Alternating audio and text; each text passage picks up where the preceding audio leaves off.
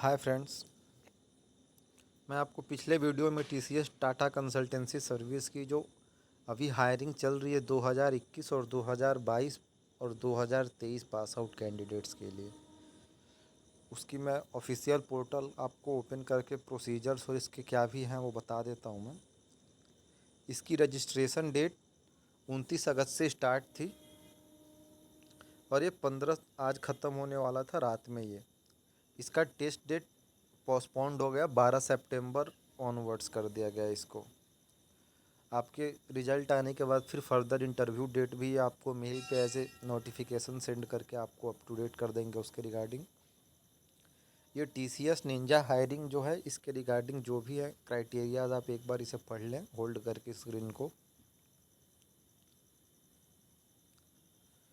देखिए इसमें ये BTech, ME, MTech, MCA, MSc, BSc year of passing 2022 की हायरिंग है। टेस्ट एलिजिबिलिटी की क्राइटेरिया मैं आपको बता देता हूँ। इसमें एप्लीकेशन प्रोसेस आप समझ लिए। पहले सबसे पहले आप गूगल पे जाके टीसीएस नेक्स्ट स्टेप पोर्टल ऐसे क्लिक करेंगे तो आप इस इंटरफेस आपकी ये ओपन हो जाएगी। आप इस इंटरफेस पे आ जाएंगे। उसके बाद register and apply to the TCS Ninja hiring process, उसमें ये दो आपको ऐसे आइकन बने हुए दिखेंगे। उसमें आप रजिस्टर करके अप्लाई के लिए इसमें करेंगे। उसके बाद जो रजिस्टर्ड यूज़र हैं उनको एक अपनी लॉगिन आईडी क्रिएट करने के बाद उनको जो भी एप्लीकेशन फॉर्म आएगा उसमें उनके academic qualification, project experience, internship, को सर्कुलर एक्टिविटीज़, जो भी सारे मैंडेटरी चीज़ें जो उसमें पूछा होगा वो आप उसमें मेंशन कर देंगे। अगर आप बीपीओ के लिए एलिजिबल हैं और बीपीओ में इंटरेस्टेड हैं तो उसमें आप जब ओपन करेंगे तो उसमें ऑप्शन आएंगे दो, बीपीओ और आईटी। तो अगर आप आईटी सेक्टर से रिलेटेड आना चाहते हैं कॉरपोरेट फील्ड में तो आप आईटी इंटरफेस ओपन करके उस पर अपनी रजिस्ट्रेशन करेंगे। और अगर आप बीपीओ के लिए इंटरेस्टेड हैं तो आप फिर बीपीओ में जाके उसके लिए रजिस्टर करेंगे। उसके बाद फिलअप करने के बाद select your mode of test आएगा। आपको इन सेंटर यानी कि आपको जाके एज ए बाई सेंटर पे देना है और रिमोटली देना है। यानी कि आप घर से अपने, अगर आपका नेट का कनेक्शन प्रॉपर है तो आप घर से भी रिमोटली भी दे सकते हैं। तो आप उसमें मोड ऑफ टेस्ट अपना सेलेक्ट कर लेंगे। उसके बाद अप्लाई फॉर ड्राइव करने के बाद आप जाएंगे ट्रैक और एप्लीकेशन में और आप अपना चेकआउट करेंगे कि जो आपने अभी अप्लाई फॉर ड्राइव किया है वो एप्लीकेशन सक्सेसफुली सबमिट हो गई है। अगर सक्सेसफुली सबमिट हो गया होगा तो उसमें स्टेटस में रिफ्लेक्ट करके आएगा you are applied for drive. जो इम्पोर्टेंट नोट है इस रिक्रूटमेंट के रिगार्डिंग वो मैं बता देता हूँ आपको। आपको सारे अपने original academic documents, marksheet, degree certificate up to date तैयार रखना है। Communication related to test will be communicated by you through TCS iON. जो आप अपनी ऑफिशियल मेल आईडी रजिस्टर्ड करेंगे उसमें हमेशा रेगुलर बिहाफ पे टीसीएस के थ्रू जो भी नोटिफिकेशन रिलीज़ किया जाएगा, कोई फर्दर अपकमिंग अपॉर्चुनिटी के लिए या आपके जो अपने अप्लाई फॉर ड्राइव किया उसके रिगार्डिंग जो भी नोटिफिकेशन आएगी वहाँ पे आपको कम्युनिकेट कर दी जाएगी मेल के थ्रू। उसके बाद और उसमें आप ये इस चीज़ से बचेंगे कि उसमें कोई भी अगर ऐसा फेक जॉब ऑफ़र या ऐसे कोई हायरिंग रिलेटेड कम्युनिकेशन या आपसे कोई एज ए मनी में या पैसे मांगता है आपसे, वो सब सारी चीज़ें फेक है। क्योंकि और आप जब भी मेल आएगा तो आप मेल का जो लास्ट डोमेन होगा, जैसे हम अपनी ईमेल लिखते हैं सुमंत मिश्रा @gmail.com, तो ये जो gmail.com है ये डोमेन है। तो आप उसके लिए सतर्क रहेंगे कि कोई भी मेल आएगा तो उसके लास्ट में डोमेन में Gmail, Rediff mail, Yahoo mail, Hotmail नहीं होना चाहिए। क्योंकि टीसीएस जब भी ये करेगी अपनी वो ऑफिशियल डोमेन लास्ट में tcs.com का डोमेन जो होगा, अगर वो ऑथेंटिकेटेड मेल होगा तो। TCS does not ask candidate to deposit any money for job. ये फ्री ऑफ कॉस्ट है एप्लीकेशन। ये आपकी ये पूरी हायरिंग फ्री है किया है। इसमें कोई आपको कहीं पेमेंट नहीं करना है किसी भी प्रोसेस में, किसी भी फेज़ पे। हेल्प डेस्क के लिए आपको ये हेल्पलाइन नंबर और असिस्टेंट, आप इस पर डायरेक्टली ईमेल आईडी पे अपनी जो भी फर्दर क्वेरी है लिख के पूछ सकते हैं। टेस्ट एलिजिबिलिटी मैं बता देता हूँ आपको। परसेंटेज इसमें minimum percentage all subjects in all semester up to 60 minimum है ही। 6 CGPA से बिलो नहीं होना चाहिए आपका। और ये आपका क्लास 10th 12th अगर आपने डिप्लोमा कर रखा हो एप्लीकेबल, ग्रेजुएशन और पोस्ट ग्रेजुएशन में। इट मीन्स अगर आप 10 से अभी तक के जो भी क्वालिफ़िकेशन हो उसमें बिलो 60 किसी भी में नहीं होना चाहिए। अगर आपका 10th में 55 या 59 है और बाकी सब में आपका 80 85 75 है, वो बिल्कुल मेंशन नहीं रखता। आपको सारे एकेडमिक क्वालिफ़िकेशन में एबव 60 चाहिए ही चाहिए। आपका कोई बैकलॉग और एरियर नहीं होता, इसमें कोई नहीं होना चाहिए। लेकिन इसमें मेंशन कर रखा है student should have more than one active backlog area ATKT at time of appearing for the TCS selection process in the highest qualification if selected.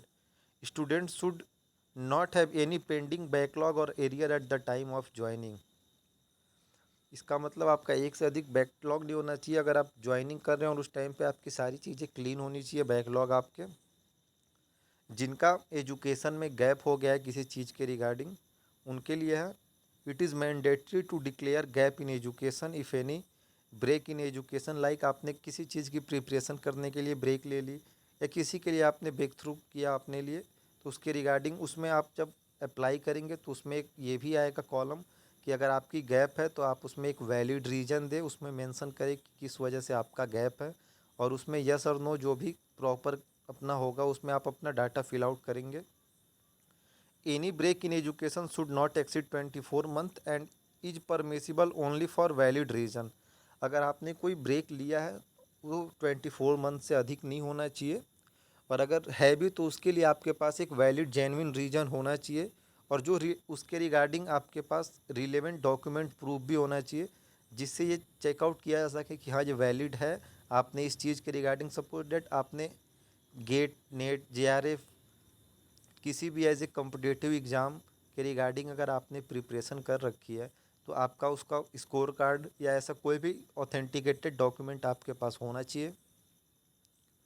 Course type जो है ये only full time courses will be considered, part time correspondent courses will not be considered. आप अगर distance या part time है तो वो considered नहीं है इसके लिए। Student who have completed their secondary और senior secondary course from NIOS national institute of open schooling are also eligible to apply. जो NIOS के थ्रू अपनी पढ़ाई या जो कुछ भी कर रखा है उनके रिगार्डिंग, उनके लिए मेंशन जो कोर्स टाइप का, ये ध्यान से इस चीज़ को देख लें। वो वर्क एक्सपीरियंस, इसमें student with prior work experience of up to 2 years are eligible, तो वो एलिजिबल हैं apply for TCS ninja hiring process के लिए। इसमें एज का क्राइटेरिया है, एज मेंशन है कि आपका एज 80 से 28 के बीच में लाई करना चाहिए। बिलो 18 एंड एबव 28 वो आप एज अगर मेंशन करेंगे तो आपका फॉर्म ही फिल आउट नहीं हो पाएगा। कोर्स डिसिप्लिन मैंने आपको ऑलरेडी बता रखा है, under graduate post graduate engineering courses from BE BTech ME MTech MCA MSc from any specialization offered by university college are only eligible to apply. Test pattern मैं आपको बता देता हूँ इसका। टेस्ट पैटर्न इसमें पार्ट ए और part B दो examination conduct होते हैं। पहला न्यूमेरिकल एबिलिटी का होता है जो 40 मिनट का होता है। दूसरा सेक्शन वर्बल एबिलिटी का होता है जो 30 मिनट का होता है। रीजनिंग एबिलिटी जो होती है वो 50 मिनट की होती है। पार्ट ए आपका 120 मिनट्स का होता है। ये सेक्शन कंप्लीट होने के बाद फिर आपकी programming part B programming logic 15 minute का क्वेश्चन आता है, एक क्वेश्चन। और पार्ट हैंड्स ऑन कोडिंग भी होना चाहिए आपका, तभी आप उस चीज़ को बहुत अच्छे तरीके से कर पाएंगे। और फिर कोडिंग आती है 45 मिनट्स की। ये दोनों मिला के इंक्लूडेड 60 मिनट्स का होता है। तो 120 मिनट्स आपका पार्ट ए और 60 मिनट्स आपका पार्ट बी, ये दोनों मिला के 180 मिनट हो जाते हैं। मैं फ्रीक्वेंटली आज क्वेश्चन भी आपके साथ डिस्कस कर ले रहा हूँ। इसमें जो है जैसे डाउट होते हैं बच्चों को, what is the difference between NQT and TCS ninja hiring. तो TCS NQT टेस्ट आप इसमें देख लीजिएगा, आपका टाइम ऐसे लॉस होगा। आप इसमें आप जाके फर्दर जो भी ऐसे क्राइटेरिया आप उसमें आप इस चीज़ को अच्छे से पढ़ लीजिएगा और आप इस चीज़ को फिल कर दीजिए, क्योंकि लास्ट डेट आज 15 अगस्त रात में है और आज के बाद फिर एलिजिबिलिटी नहीं मिलेगी और आप उस चीज़ के रिगार्डिंग फिर आप फॉर्म भी नहीं फिल आउट कर सकते। और ये काफ़ी अच्छी अपॉर्चुनिटी है, आप इजीली अप्लाई कर सकते हो। इसमें कोई कॉस्ट आपको पेड नहीं करनी है। और आफ्टर सक्सेसफुली अगर आप अपने एग्ज़ाम को कंप्लीट करते हो तो आपके लिए ऑनलाइन इंटरव्यू मेल आएगा, आप इंटरव्यू के लिए शॉर्ट लिस्ट होते हो, तो फिर या तो work from home as a current scenario के रिगार्डिंग आपको वर्क फ्रॉम होम दे दिया जाए, या आपको एज ए जो भी ट्रेनिंग की प्रोसीडरिंग होगी आपको फिर नोटिफिकेशन या मेल आपको आएंगे उसके रिगार्डिंग। तो आप इस चीज़ को देख लीजिए, और जैसा हो मेरे को टेलीग्राम चैनल का लिंक मैंने बता रखा, आप उस पर जाके अपने जो भी डाटा है, जो भी इशू है, कुछ आप मेंशन करके डायरेक्टली पूछ सकते हो। ठीक है, थैंक यू।